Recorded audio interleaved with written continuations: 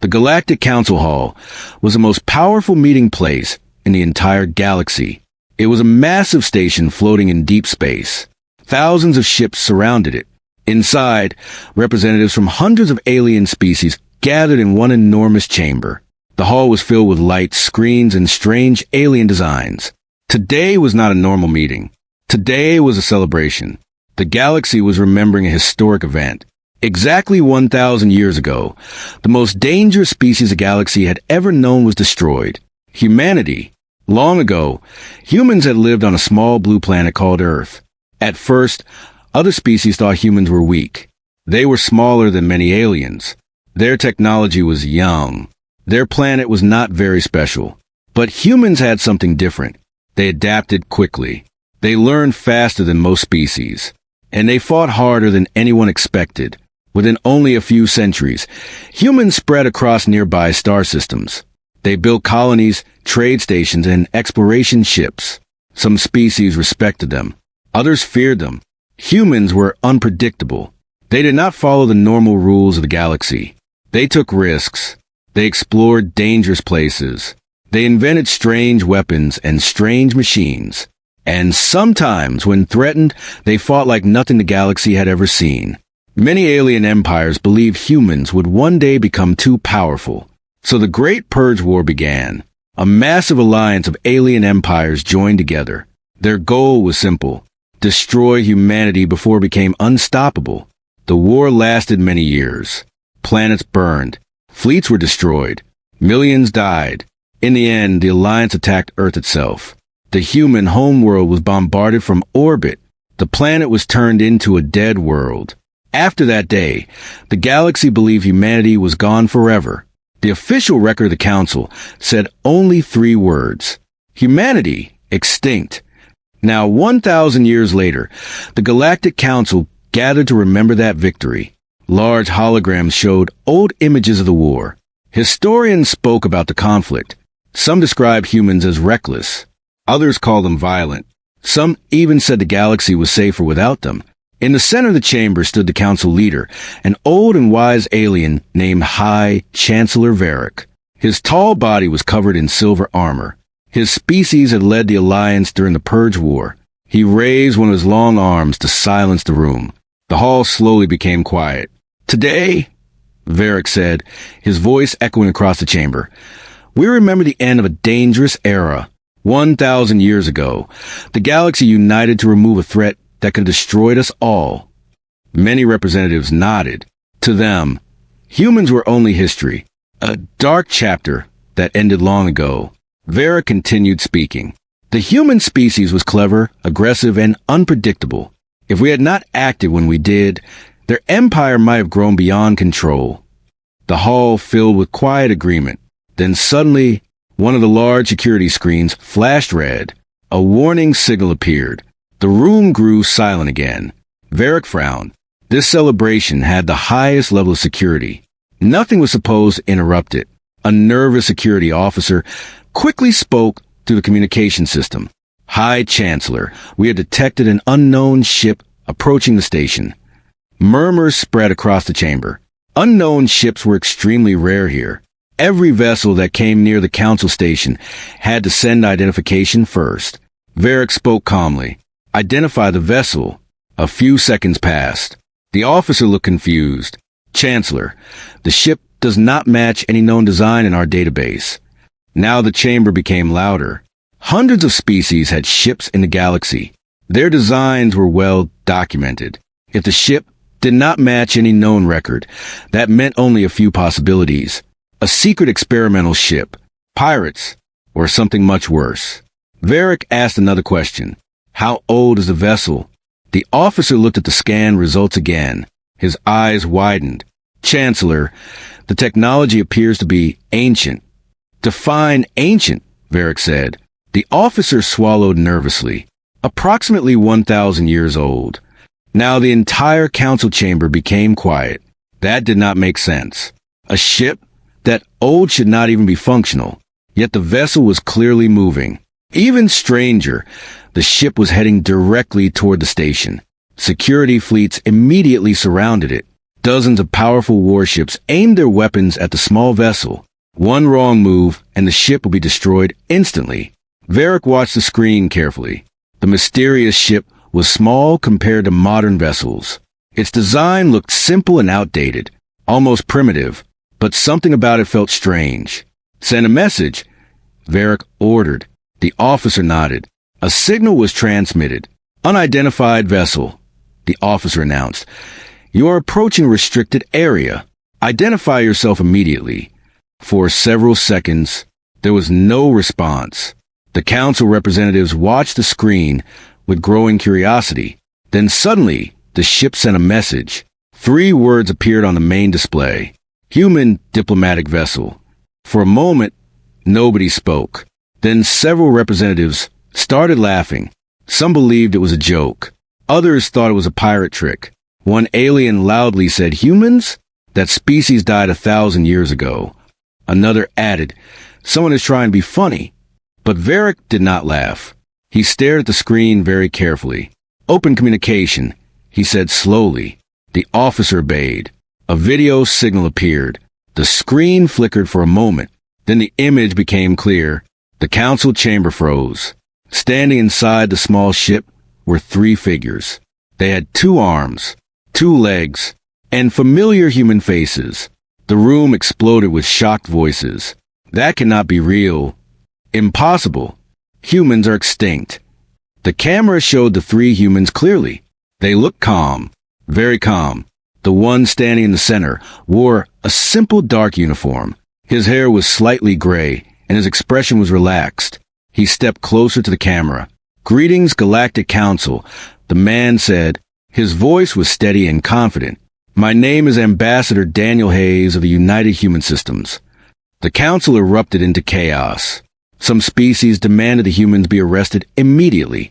Others shouted that this must be a trick or illusion. Security fleets outside the station powered up their weapons. But the humans inside the ship did not look worried at all. They simply waited. Finally, Varric raised his hand again. Slowly, the chamber became quiet. The High Chancellor leaned forward. His eyes focused on the human ambassador. His voice was cold.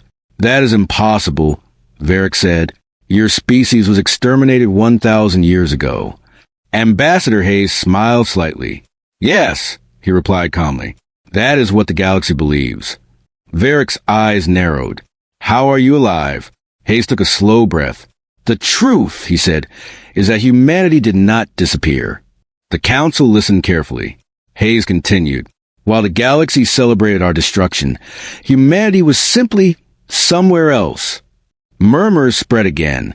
Varric spoke sharply. "Explain." The human ambassador looked directly into the camera. His calm voice echoed through the chamber.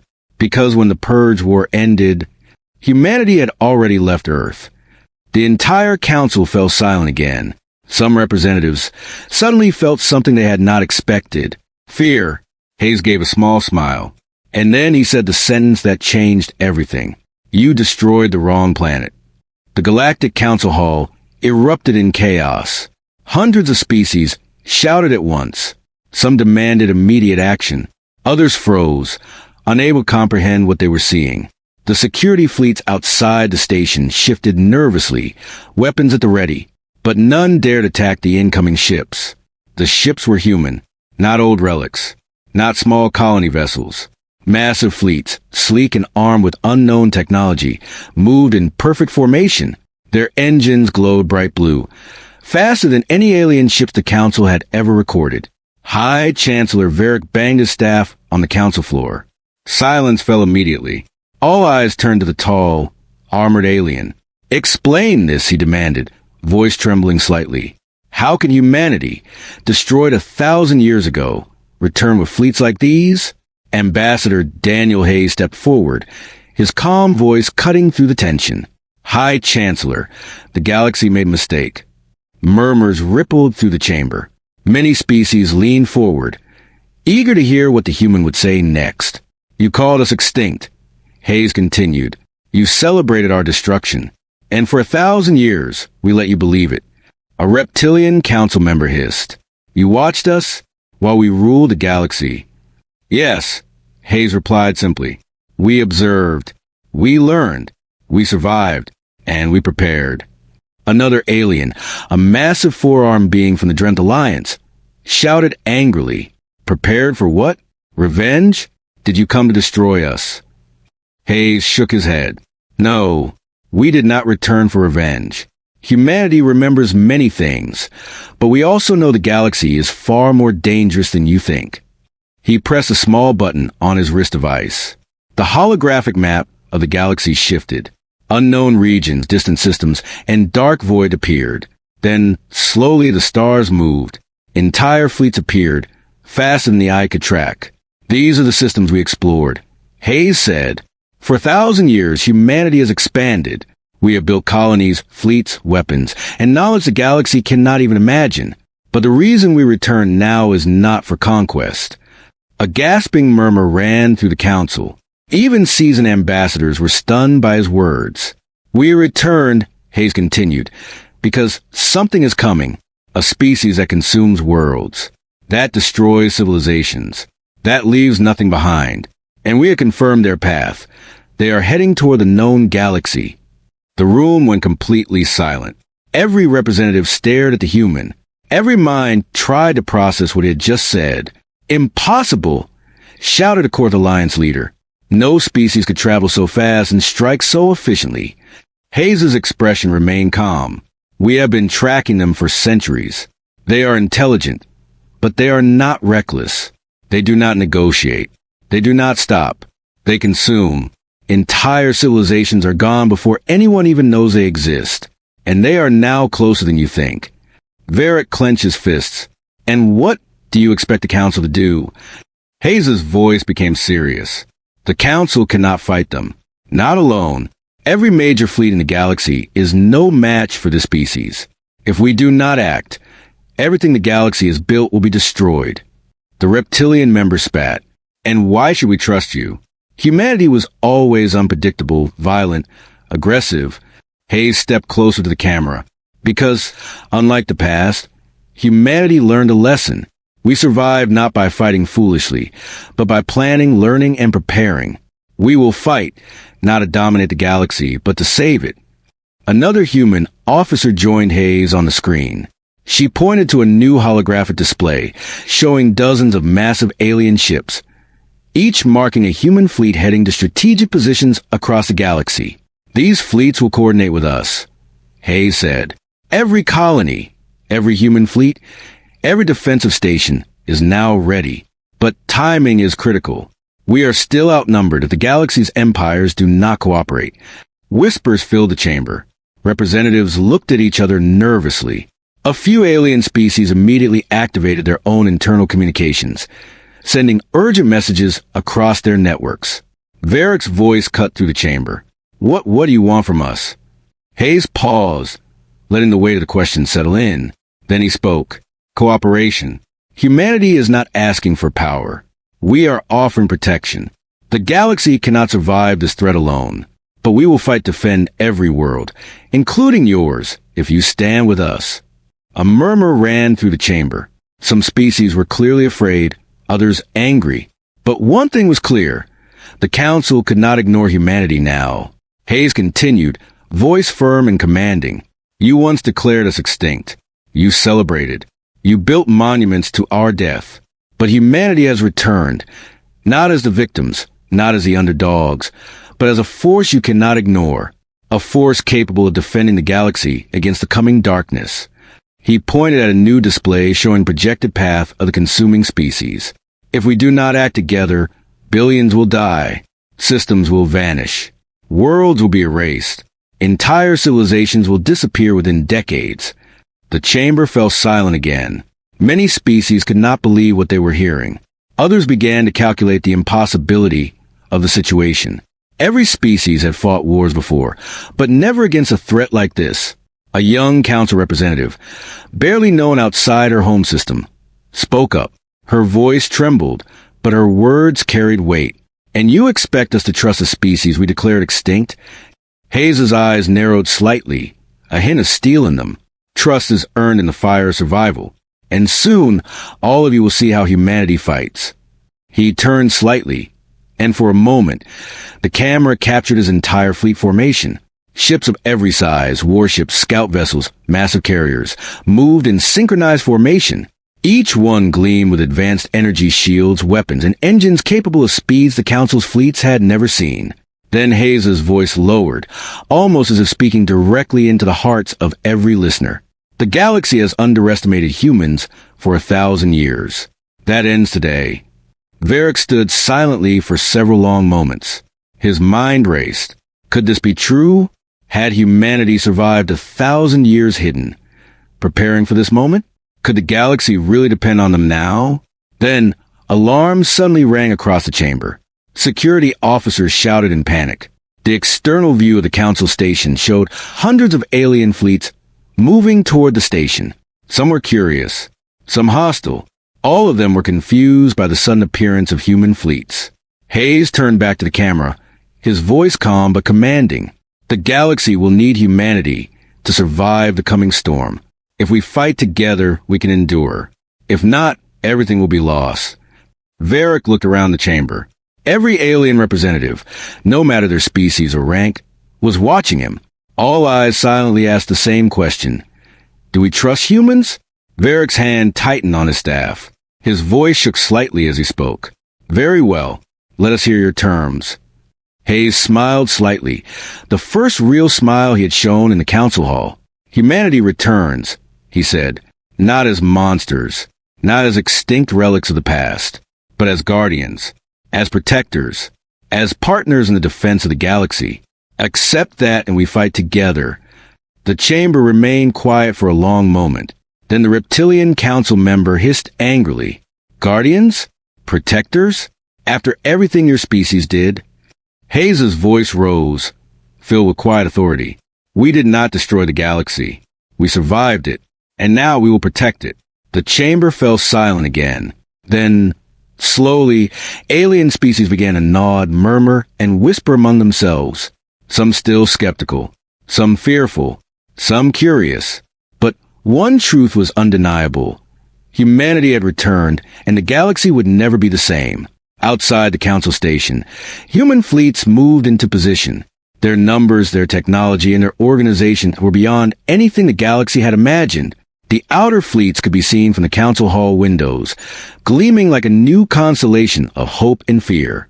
Hayes turned toward the camera, one last time. His voice calm, resolute, and almost proud. For 1,000 years, you believed humans were extinct. You were wrong. And soon you will see why. The Galactic Council Hall was filled with a tense silence. Every alien representative knew one truth. Humanity had returned, not as forgotten species, not as weak survivors, but as a force unlike anything the galaxy had ever seen. The flickering lights of the council station reflected off the polished floors, and outside, human fleets moved in precise formations that no alien had ever witnessed. High Chancellor Varric stepped forward, his voice steady but edged with awe. Ambassador Hayes, if what you say is true, then the galaxy has underestimated humanity for a millennium. Explain, what is your plan? Hayes nodded, his calm demeanor unshaken. The plan is simple. Humanity does not seek power or vengeance. We seek survival, not only for ourselves, but for every species in the known galaxy. We will protect it from a threat greater than any empire, any fleet, any alliance. A young Velran council member, her scales trembling, spoke. Explain this threat. You mentioned a species that consumes entire civilizations. Hayes's gaze shifted toward the screen, showing the star map again. They are intelligent, adaptive, and relentless. They travel silently, striking systems without warning. Their presence is detected only when a world disappears completely. Every fleet that has encountered them has been destroyed. A murmur ran through the chamber. Some species whispered to their neighbors. Others simply stared at the holographic map, unable to process the scale of what they were seeing. This is not a threat humanity can face alone, Hayes continued, and neither can any single empire. Cooperation is the only option if the galaxy wishes to survive. Varric's eyes narrowed. And what guarantee do we have that humans will actually cooperate? That you will not use this threat as an excuse to dominate the galaxy? Hayes smiled faintly. The galaxy already underestimated us once. That was your mistake. If you trust us now, we will prove ourselves. And if you do not, your empires will fall faster than you imagine. The chamber fell silent again, but this time, a new emotion threaded through the alien representatives. Hope. Many species had known fear, but now, for the first time in millennium, they saw the possibility of survival. Outside the council station, the human fleets expanded. Thousands of ships glimmered like a moving constellation. Their designs were alien to the galaxy, sleek, angular, and bristling with unknown technology. Some ships were warships capable of destroying entire planets. Others were scouts and carriers, capable of rapid deployment across star systems. Ambassador Hayes gestured toward the screen. This is only a fraction of humanity's military power. We are prepared in secret, building fleets, weapons, and technology for a single purpose: defense. Varric's jaw tightened. And you claim these fleets can defend the galaxy from a species that destroys civilizations? Hayes's gaze became intense. Yes, we have studied them.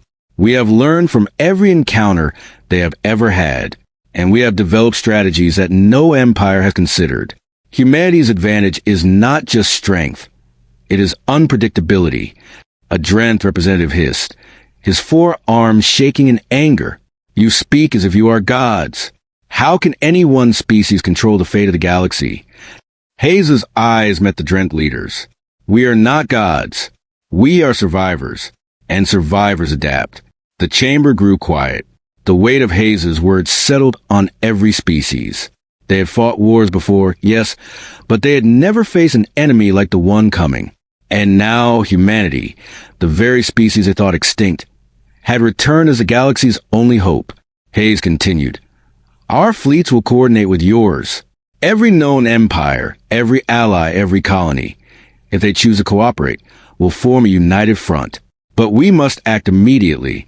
The threat is already within light years of the known systems.